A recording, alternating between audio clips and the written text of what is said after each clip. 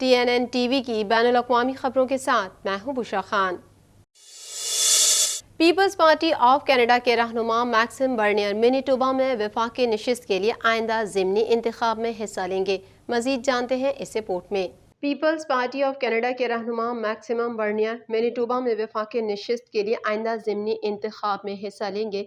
Media report के मुताबिक एक साबिक काबीना के वजीर बर्नियर, जिन्होंने 2018 में नई पार्टी बनाने के लिए कंजर्वेटिव कॉकस छोड़ दिया था, जुम्मे को पोर्टेज लाइब्रेरी में एक बाज़ाब्ता ऐलान करेंगे। मैनिटोबा की पोर्ट्रेज लेस्कर की नशिस्त इससे कबल तवील अरसे से कंजर्वेटिव MP कैंडसन बर्गन के पास थी, जिन्होंने गुज़िश्ता साल पार्टी के अबूरी रहनुमा के तौर पर खिदमत अंजाम दी और फरवरी में इस्तीफ़ा दे दिया था। बर्नियर ने कहा कि वो इस नशिस्त के लिए इंतखाब लड़ने पर गौर कर रहे हैं, जुज़वी तौर पर क्योंकि ये एक देही इलाके में है जहां एक बड़ी फ्रांकोफोन कम्युनिटी है। बर्गन ने 2021 में 50% से ज़्यादा वोट हासिल करते हुए आसानी से ये नशिस्त जीत ली थी। पीपल्स पार्टी ऑफ कनाडा के उम्मीदवार 22% वोटों के साथ दूसरे नंबर पर रहे। PPC के तर्जुमान ने बर्नियर की उम्मीदवारी की तस्दीक नहीं की, लेकिन कहा कि ये एक मजबूत इम्कान है। तर्जुमान ने एक ईमेल में कहा कि ये एक वाज़ेह तौर पर बहुत सारे वोटर्स के साथ एक हल्का है जो PPC के क़दामत पसंद, आज़ादी पसंद और पॉपुलिस्ट नुक्ता नज़र को सियासत में शरीक करते हैं, और जहां हमारे पास पार्लियामेंट का रुकन मुंतखब करने की बेहतरीन सलाहियत है। बर्नियर का मुकाबला बर्गन के साबिक कैंपेन मैनेजर ब्रेंडन लेस्ली से होगा, जिन्होंने कंजर्वेटिव के बैनर तले इंतखाब लड़ने के लिए नामजदगी हासिल की थी। कनाडा की वज़ीर दिफा अनीता आनंद ने ऐलान किया है कि कनाडा के फौजी अरकान और उनके लैट्वियन हम मनसब अगले हफ्ते जल्द ही लैट्विया में यूक्रेन के फौजियों को तरबियत देना शुरू कर देंगे।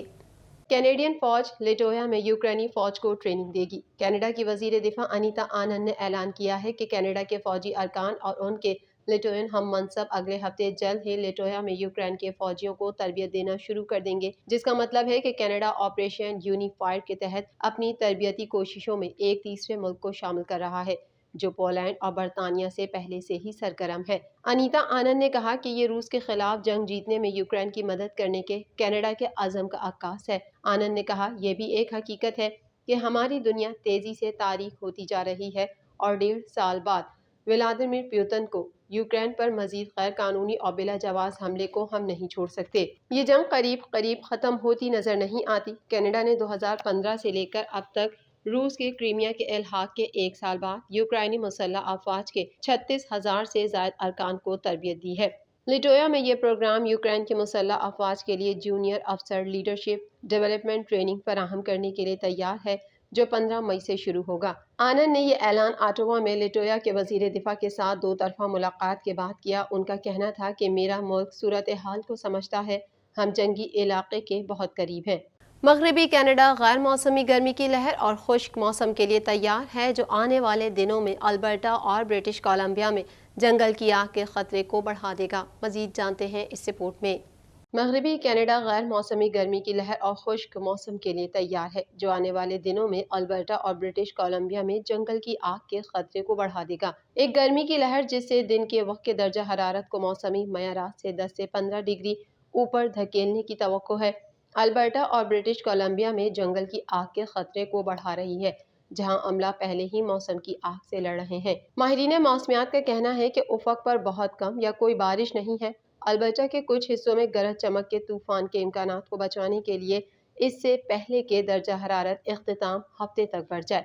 माहिरीन का कहना है कि गर्मी एक ब्लॉकिंग पैटर्न से आ रही है, जब कम और ज्यादा दबाव का आम उतार चढ़ाव रुक जाता है और गर्म हवा किसी ऐसे इलाके में बह जाती है जो आम तौर पर ठंडी शुमाली हवा की आमद से आती है। माहिरीन मौसमियात के मुताबिक इतवार और पीर को गर्मी उरूज पर होगी, ताहम आइंदा हफ्ते मौसम बेहतर रहने की तवक्को है। महकमा मौसमियात ने पेशन गोई की है कि अल्बर्टा के उन हिस्सों में दर्जा हरारत 30 सेंटीग्रेड और इससे ज़्यादा हो जाएगा जो पहले ही मौसम के शुरू में जंगल की आग की लपेट में है।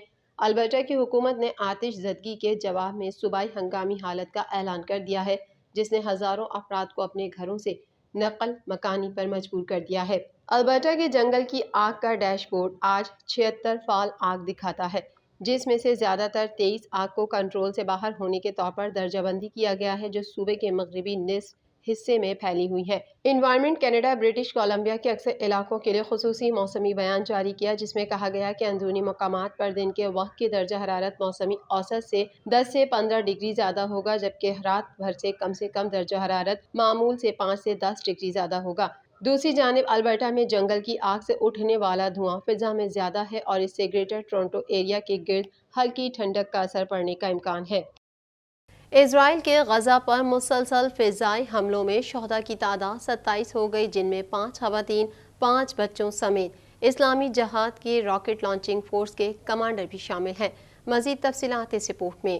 اسرائیل کے غزہ پر مسلسل فضائی حملوں میں شہداء کی تعداد 27 ہو گئی، جن میں 5 خواتین اور 5 بچوں سمیت اسلامی جہاد کی راکٹ لانچنگ فورس کے کمانڈر بھی شامل ہیں۔ اسرائیلی فضائی حملوں میں 3 کمانڈرز کی شہادت کے بعد غزہ سے 400 سے زائد راکٹس فائر کیے گئے، جن میں سے کچھ کو فضا میں ہی ناکارہ بنا دیا گیا اور کچھ اسرائیلی سرزمین پر گرے۔ فلسطینی مجاہدین نے غزہ کی پٹی سے جوابی کارروائی کرتے ہوئے 400 سے زائد راکٹ برسا دیے، تاہم کسی جانی نقصان کی اطلاع نہیں ملی اور تل ابیب میں سائرن بجتے رہے۔ اسرائیلی حکام کا کہنا ہے کہ بدھ کی شام تک غزہ سے 470 راکٹ فائر کیے جا چکے ہیں، تاہم زیادہ تر کو اسرائیلی میزائل ڈیفنس سسٹم نے غزہ کے کھلے علاقوں میں روک دیا، جبکہ چند راکٹ اسرائیلی علاقے میں گرے اور نقصان کا باعث بنے۔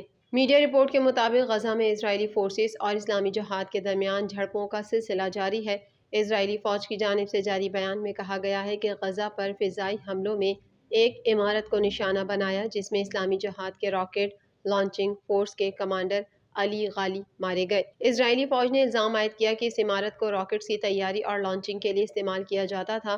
غزہ سے داغے گئے راکٹس میں اسرائیلی سرزمین پر جانی یا مالی نقصان کی کوئی اطلاع موصول نہیں ہوئی، تاہم ان راکٹس حملوں کے جواب میں اسرائیلی فوج نے تازہ حملے کیے۔ اسرائیلی فورسز کی غزہ پر بمباری میں اضافہ ہوا، جس میں ایک کمانڈر سمیت 27 افراد شہید اور 76 زخمی ہو گئے۔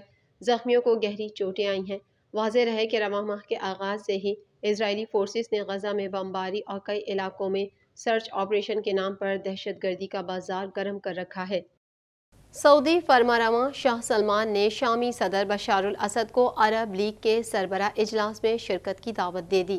مزید جانیں گے اس رپورٹ میں۔ سعودی فرمانروا شاہ سلمان نے شامی صدر بشار الاسد کو عرب لیگ کے سربراہ اجلاس میں شرکت کی دعوت دے دی۔ یہ اجلاس 19 مئی کو ہوگا۔ اردن میں تعینات سعودی سفیر نائف بن بندر الصدیری نے شاہ سلمان کی طرف سے دعوت نامہ شام کے صدر کو پہنچایا۔ میڈیا رپورٹ کے مطابق آئندہ ہفتے جدہ میں ہونے والے عرب لیگ سربراہ اجلاس میں شرکت کا دعوی نامہ بشار الاسد کو موصول ہو گیا ہے۔ اردن میں سعودی سفیر نے شامی صدر کو دعوت نامہ پیش کیا ہے اور ایوان صدر نے بشار الاسد کو دعوت نامہ موصول ہونے کی تصدیق کر دی ہے۔ بشار الاسد کو 2011 کے بعد پہلی مرتبہ کسی اجلاس میں شرکت کی دعوت دی گئی ہے۔ بشار الاسد نے کہا کہ اجلاس سے عرب عوام کی خواہشات کی تکمیل کے لیے مشترکہ عرب اقدامات کو وسعت دینے کا موقع ملے گا۔ واضح رہے کہ 2011 میں شام میں خانہ جنگی کے بعد اس کی عرب لیگ سے رکنیت ختم کر دی گئی تھی، جبکہ بیشتر عرب ممالک نے بھی تعلقات ختم کر لیے تھے۔ سعودی عرب میں ہونے والی عرب لیگ سمٹ کے دوران شام کی رکنیت بحال کرنے پر اتفاق کیا گیا تھا اور حالیہ دنوں میں سعودی عرب اور مصر سمیت کئی عرب ممالک نے شام کے ساتھ تعلقات کی بحالی کے لیے اعلیٰ سطحی دورے بھی کیے تھے۔ قاہرہ میں عرب لیگ ہیڈ کوارٹرز میں رکن ممالک کے وزرائے خارجہ کا اجلاس ہوا، جس میں شام کی رکنیت کی بحالی کی قرارداد پر ووٹنگ کے بعد شام کی رکنیت بحال کر دی گئی۔ TNN ٹی وی کے نیوز بلیٹن میں فی الوقت اتنا ہی۔ مزید خبروں اور اپڈیٹس کے لیے دیکھتے رہیے TNN ٹی وی۔